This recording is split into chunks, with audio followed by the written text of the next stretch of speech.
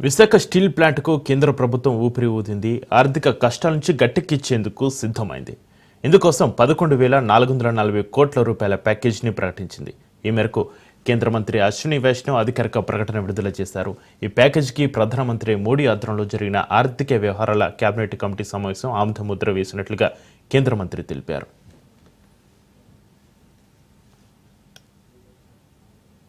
साथियों, माननीय प्रधानमंत्री श्री नरेंद्र मोदी जी ने RINL के रिवाइवल के लिए 11,440 करोड़ रुपए का पैकेज कल कैबिनेट की CCEA में अप्रूव किया है। ये बहुत बड़ा एक रिवाइवल पैकेज है। RINL देश के स्टील सेक्टर में एक बहुत इंपॉर्टेंट कंपनी है जो कि आंध्र प्रदेश में स्थापित है और ये यूनिकनेस है इसकी कि ये पोर्ट बेस्ड स्टील प्लांट है। इसमें जो हिस्टोरिकल प्रॉब्लम्स थी उनको सॉल्व करने के लिए फ्रेश इक्विटी इन्फ्यूजन और वर्किंग कैपिटल को प्रिफर्ड शेयर कैपिटल के हिसाब से 11,440 करोड़ रुपीस का पैकेज बना है। इससे RINL के फंक्शनिंग में इमीडिएट इंप्रूवमेंट आएगा। शुरुआत में 2 ब्लास्ट फर्नेसेस से काम स्टार्ट कर देंगे जल्दी से और अगस्त तक आते आते 3 ब्लास्ट फर्नेस से फंक्शनिंग इसकी पूरी होगी। RINL के रॉ मटेरियल के टाइप के लिए भी काम चल रहा है। NMDC से टाइप है। साथ ही साथ RINL के जो सब्सिडियरी कंपनीज है उसमें भी ध्यान देके रॉ मटेरियल की ఇక ఈ ప్రకటనపై కేంద్ర మంత్రి రామ్మోహన్ నాయుడు స్పందించారు. ఈ సందర్భంగా ప్రధాని మోడీ ఎన్డీఏ ప్రభుత్వానికి కృతజ్ఞతలు చెప్పారు. స్టీల్ ప్లాంట్కు ఈ సాయం ఎంతగానో ఉపయోగపడుతుందని అభిప్రాయపడ్డారు. ఆంధ్రప్రదేశ్ అభివృద్ధిపై ఎన్డీఏ చిత్తశుద్ధికి ఇది నిదర్శనమని అన్నారు. కాగా ఇటీవల ఏపీ ప్రధాని వచ్చినప్పుడు స్టీల్ ప్లాంట్కు ఆర్థిక ప్యాకేజ్ ఇవ్వాలని CM Chandrababu deputy CM Pawan Kalyan కోరారు. కేవలం పై స్థాయిలో ఉన్నటువంటి అధికారులే కాకుండా కార్మికులందరితో కూడా కలిసి ఆ రోజు ఒక పటిష్టమైన హామీ ఇవ్వడం జరిగింది.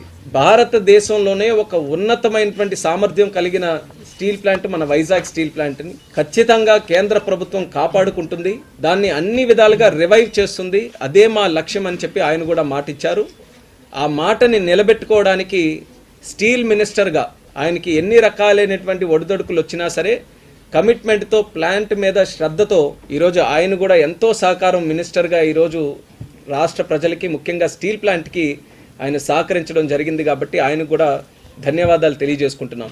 కొత్త ప్రభుత్వం ఏర్పడిన వెంటనే క్రిటికల్ స్టేజ్లో స్టీల్ ప్లాంట్ ఉంటే అప్పుడు కూడా మినిస్టర్ గారి తాలూకా సహకారంతో సుమారు 1,640 కోట్ల రూపాయలు ఒక ఆర్థిక సహాయం కూడా చేయడం జరిగింది. దానివల్ల 2 బ్లాస్ట్ ఫర్నెస్లు మళ్ళీ ఫుల్ ఫ్లెడ్జ్డ్గా రన్ చేసే ఈ నెల మొదటి వారంలో ఢిల్లీ పర్యటనలో భాగంగా కేంద్ర ఉక్కు శాఖ మంత్రి కుమారస్వామిని సైతం స్వయంగా కలిసి విజ్ఞప్తి చేశారు.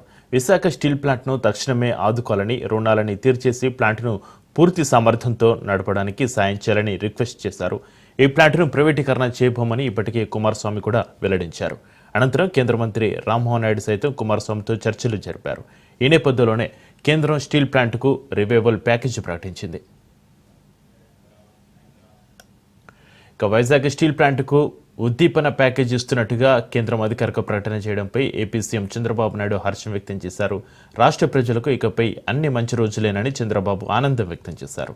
ఉక్కు పరిశ్రమకు కేంద్రం ప్యాకేజీ ప్రకటించడం చారిత్రాత్మక నిర్ణయమని కొనియాడారు. తప్పిన పరిపాలన ఘాట్లో పెట్టడమే కాకుండా ఏ విధంగా ముందుకు తీసుకుపోతాం, ఇన్వెస్టర్స్లో కూడా ఒక నమ్మకాన్ని కలిగించాల్సిన అవసరం ఉంది. ఇప్పటికీ ఒక నమ్మకాన్ని కలిగిస్తున్నాం, ఇంకా నమ్మకాన్ని కలిగించాలి. ఆ నమ్మకాన్ని కలిగించి మళ్ళీ 20 లక్షల ఉద్యోగాలు కల్పిస్తా ఉన్నాం. ఒక పక్క ఉండే ఉద్యోగాలను కాపాడాలి. అదే విశాఖపట్నం స్టీల్ ప్లాంట్లో మీరు చూస్తే దగ్గర ఈ స్టీల్ ప్లాంట్ కానీ సిక్ అయితే చాలా సమస్యలు వస్తాయి.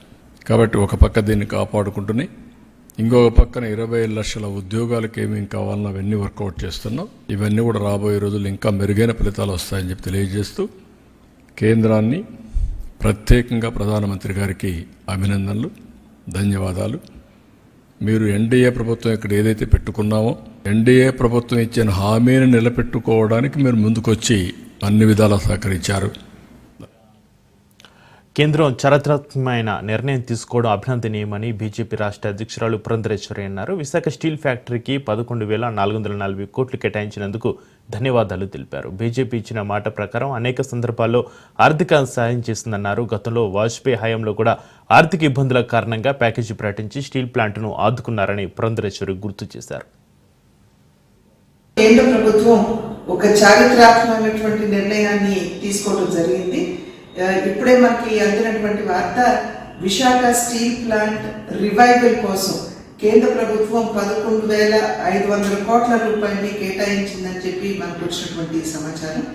నేను నరేంద్ర మోడీ గారికి, అదేవిధంగా కుమారస్వామి గారికి నేను నా ధన్యవాదాలు, అదే నిర్మలా సీతారామన్ గారికి కూడా నా ధన్యవాదాలు నేను తెలియజేస్తున్నాను.